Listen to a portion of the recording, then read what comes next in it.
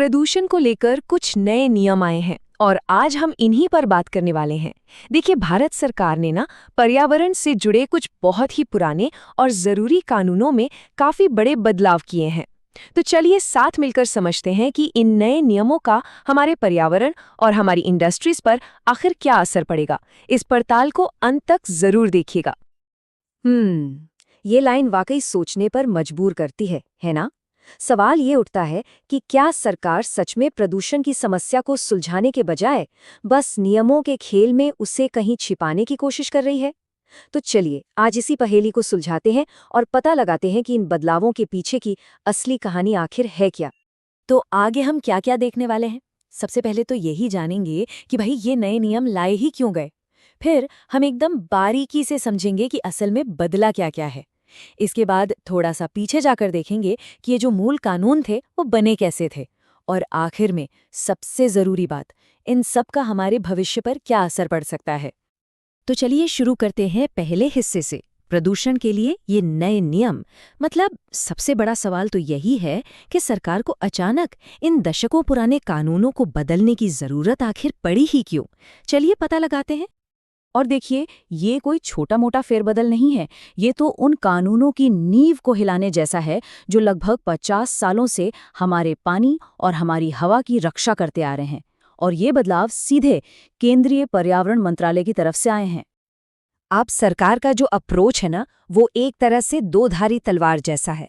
मतलब एक तरफ तो वो उन इंडस्ट्रीज पर लगाम कसना चाहते हैं जो नियम तोड़ती हैं, और दूसरी तरफ जो लोग नियम मानकर चल रहे हैं उन्हें कह सकते हैं एक तरह का इनाम देना चाहते हैं। तो ऑफिशियली सरकार का कहना है कि इन बदलावों के पीछे 3 बड़े मकसद हैं। पहला, उन कंपनियों को प्रोत्साहित करना जो पर्यावरण का ध्यान रखती हैं। दूसरा, इंडस्ट्रीज को ये जो अंतहीन कागजी कार्यवाही का जाल है उससे बाहर निकालना। और तीसरा, ईज ऑफ डूइंग बिजनेस को बेहतर बनाना, मतलब भारत में व्यापार करना और आसान हो। ठीक है, तो अब आते हैं सबसे जरूरी हिस्से पर, बदलावों का विवरण। कागजों पर तो ये सारी बातें अच्छी लगती हैं, लेकिन असल में जमीन पर बदला क्या है? चलिए अब इसे देखते हैं। तो ये है शायद सबसे बड़ा बदलाव। जरा सोचिए, अब तक इंडस्ट्रीज को बार बार अपना कंसेंट टू ऑपरेट यानी परमिट रिन्यू करवाना पड़ता था।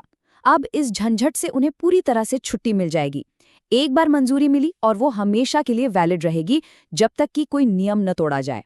राहत तो बड़ी है, लेकिन सवाल वही है, क्या ये हमारे पर्यावरण के लिए भी उतना ही अच्छा है? तो प्रोसेस अब कैसा हो गया है? बहुत सिंपल। इंडस्ट्रीज एक बार परमिट के लिए अप्लाई करेंगी, फिर एक लंबी अवधि के लिए, मान लीजिए 5 से 25 साल के लिए, एक ही बार में फीस जमा कर देंगी। और बस बार बार आवेदन करने और फीस भरने की जो पूरी परेशानी थी वो अब खत्म। और सुनिए, एक और बात है, जो इंडस्ट्रीज सबसे ज्यादा प्रदूषण फैलाती हैं, जिन्हें रेड कैटेगरी में रखा जाता है, उनके लिए परमिट मिलने का जो टाइम था उसे 120 दिन से घटाकर सिर्फ 90 दिन कर दिया गया है। मतलब प्रोसेस और भी तेज। अब सवाल तो उठेगा ही कि क्या इससे उनकी जांच पड़ताल पर दबाव कम नहीं हो जाएगा? तो एक तरफ तो इंडस्ट्रीज को इतनी राहत दे दी गई है, लेकिन इसका दूसरा पहलू ये है कि सारा का सारा दारोमदार अब स्टेट पोल्यूशन कंट्रोल बोर्ड्स पर आ गया है। अब उनकी जिम्मेदारी पहले से कई ज्यादा बढ़ गई है। उन्हें अब लगातार निगरानी करनी होगी और ये पक्का करना होगा कि सब कुछ पारदर्शी तरीके से हो। अब इन बदलावों की अहमियत को पूरी तरह समझने के लिए हमें थोड़ा सा इतिहास में चलना होगा। देखते हैं कि इन मूल कानूनों की नींव क्या थी, आखिर ये कानून आए कहाँ से थे और इतने जरूरी क्यों माने जाते हैं। देखिए, ये पूरी कहानी शुरू होती है 1972 के स्टॉकहोम कॉन्फ्रेंस से।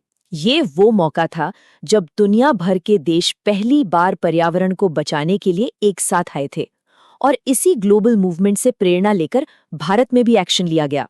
पहले 1974 में आया वाटर एक्ट और फिर 1981 में आया एयर एक्ट। ये जो 1974 का वाटर एक्ट था ना, ये एक तरह से मील का पत्थर था। ये भारत का पहला बड़ा पर्यावरण कानून था और इसी कानून के तहत सेंट्रल और स्टेट पोल्यूशन कंट्रोल बोर्ड्स बनाए गए जो आज भी काम कर रहे हैं। और फिर इसके कुछ साल बाद 1981 में आया एयर एक्ट। इसका मकसद भी बिल्कुल साफ था, पूरे देश में हवा के प्रदूषण को रोकना, उसे कंट्रोल करना। तो ये दोनों कानून वाटर एक्ट और एयर एक्ट मिलकर पिछले कई दशकों से भारत की एनवायरमेंटल पॉलिसी की रीढ़ की हड्डी रहे हैं। तो चलिए अब आते हैं आज के सबसे बड़े सवाल पर। इन बदलावों के संभावित लाभ और चुनौतियां क्या हैं? मतलब इन सबका हमारे भविष्य पर आखिर क्या असर पड़ेगा? क्या ये एक मास्टर स्ट्रोक साबित होगा या फिर एक बहुत बड़ी गलती? तो जैसा कि देख सकते हैं, इस सिक्के के दो पहलू हैं। एक तरफ ये बदलाव उन इंडस्ट्रीज को जरूर बढ़ावा देंगे जो नियमों का पालन करती हैं। शायद इससे निवेश और नौकरियां भी बढ़ें। लेकिन दूसरी तरफ चिंताएं भी कम नहीं हैं।